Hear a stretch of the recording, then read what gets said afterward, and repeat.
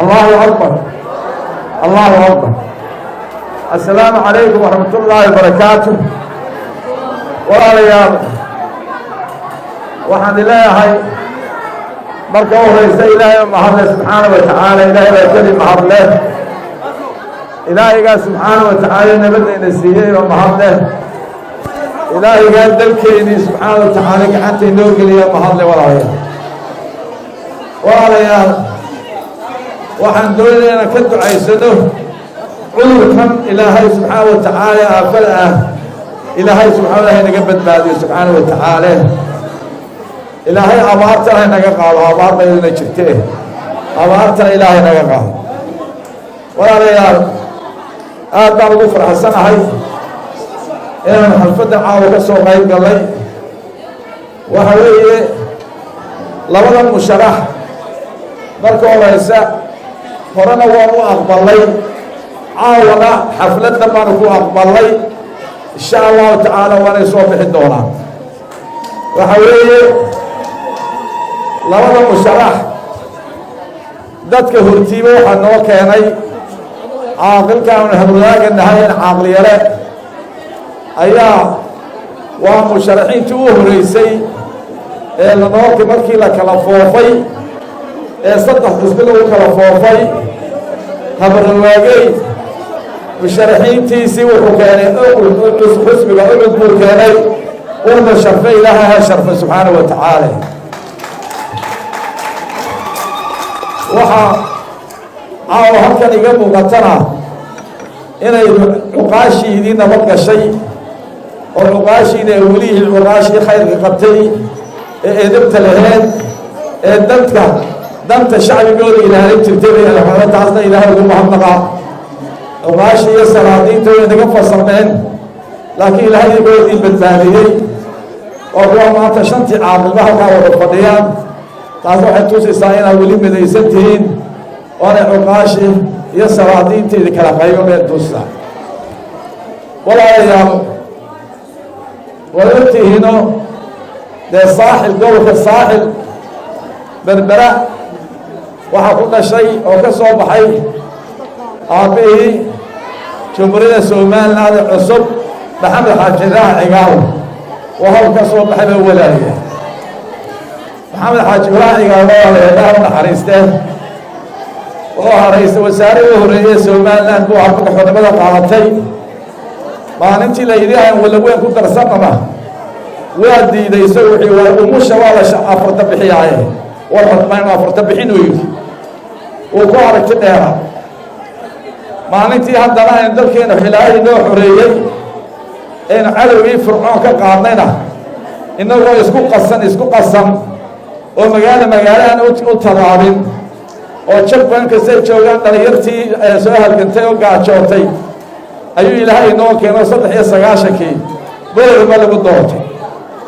maalintii dhidabadu inoo saaray dhigay iyo saasku inoo dhigay dowladnimo waa kan ilaa maanta ku taagannahay. walaalayaal maantana waxaa idiin sheegaya 93 iyo 94 halkii aynu marinay maanta marayna halkii maxamed xaaji ibraahin joojiyey maanta wax allaale wax ku biiray ma jirto. walaalayaal maanta waxa weeye 3 sanadii markaa u dambeeyey dalkeena wax ka dhacan waxumay kordhin. wixii maalintii u dambeysay ay dowladdii siiraaya qabatay oo saldhigga ah eerboorka ah iyo waddada kalidoorka ah moojaane wax inoo kordhay oo inoo kordhay 3 sannadood iyo dheeraadka ah hadda dalkeena u dambeysay ma jirin. dadkeena wuu furfurmay. cid xukuntaa ma jirto. waxa u dambeysay oo la yaab leh maalin wax kasta arkaysaaye jimcihii dhaweyto nin layidhi waxa la yidhaaha sheekh cabdiraxmaan dheer wuxuu ku hadliye khudbadiisi ku hadliye oo dalkeena ceebeynayey.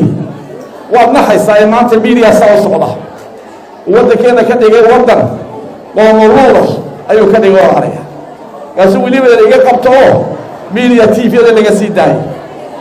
waxaa taasi ka markhaati kacaysaa ina waddankani uu fawdo ku jiro cid ka wakiili iyo sharci ka soconaya aanay jirin markaas. walaalayaal waxaan doonaynaa walaalayaal inuu baarlamaanka maanta qabananayo deegaankaasi inay waddanka sharci ku socdo isbeddel weyn ku sameeya walaalay subxaanahu wa tacaala haddaynu saa ku soconno oo haddaynu nasiib leenahay waa haddaynu doorasho ka gaarnaa 11 hadda nasiib leenahay waxaan ka baqayaa intaa horteed inuu dalkeennu mugdi galan ka yaabiya leanna waddan aan sharci lahayn oo wax shaqaynaya aanu jirin oo cid warramada aanay jirin oo kuwii ku jiray dalkeena baarlamaanka ku jiray ay shisheeye u shaqaynayaan ood maqlaysa wuxuu ku hadlayay ka hadlaya meesha shidan ee laysku haystay ee waddankeena gudaheeda ay ku soo duushay maamulka majeerteed ay ku soo duulay macdanta laha mid innaga carta kula jira carta walkaa imika xildhibaanka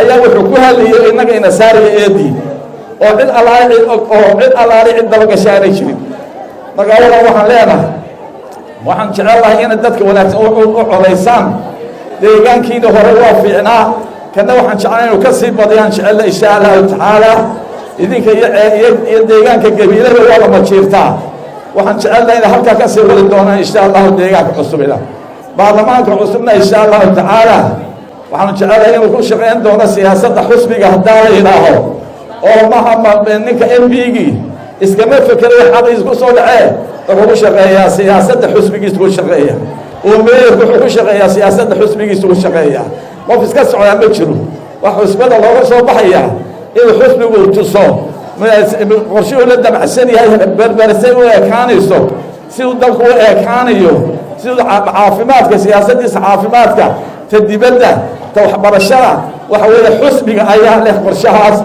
uu ku soconaya xildhibaanka deegaanka iyo ka baarlamaankuba aad iyo aad waxaan ugu mahadnaqayaa hablaha fiican ee wadagabayga ah ee wada suugaanta ah cuqaasha dhalinyarta waxaan leeyahay 11 bisha yaanayni waayna insha allahu tacaala waxaan ilaahay ka barayna inay doorasho inoo dhacdo mid nabadi oo wanaagsani madaxweynuhuna maalintii dhaweetan u tagnay wixii waa iga go-an tahay maanta doorashadaasi buriyotiga ta koowaad ta labaad ta saddexaad waxa weeye uu yidhi inay doorasho dhacdo commission ku sheeg ana waa la fadhiyey ilaahay isna ugu gargaaro arrintaas ilaahay ku gargaaro taasaynu maanta wada tihiino geygan ku noolahay Ethiopia waa aragteen Soomaali ma jirteen Muqdisho waa aragteen waxa ka taagan kan Jabuuti waa aragtaan oo isna ordiya waa keligiiba ordiya wax dimuqraadiyada inaga jirna insha Allah tacaala inaga jirna maanta goolka dhalin doona insha Allah tacaala waana xilkiisa wada saarnaa ciidamadeena nabadgelyada aad iyo aad baan u amaanaya kuwaas nabadda ka shaqeynaya kuwaas ilaalinaya doorashada walaa gamcays qabsano si doorasho wanaagsan ugu dhacdo dad wanaagsan oo soo saarno markaas ay dalkeena badbaadin karna walaalayaal aad iyo aad uqaasho u baahan oo wanaagsan ilaahay barakeeyo waxaad noqon doontaan qaar lagu leeyahay noqon doontaan ilaahay waxaan ka baryaa inuu cimrigeena dheereeyo oo caafimaadna siiyo cudurkana inaga qaado waa salaamati wa salaamu calaykum cabdullaahi